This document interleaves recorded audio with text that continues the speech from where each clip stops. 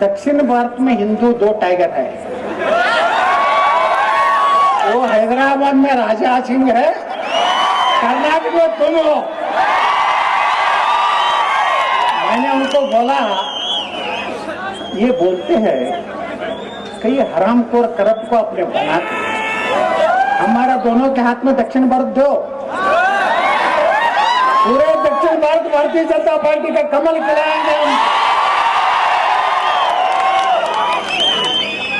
यत्नाल को आज हम पार्टी से निकालेंगे, शीघ्रदल्ली यत्नाल उच्चाटने ಖಚಿತ।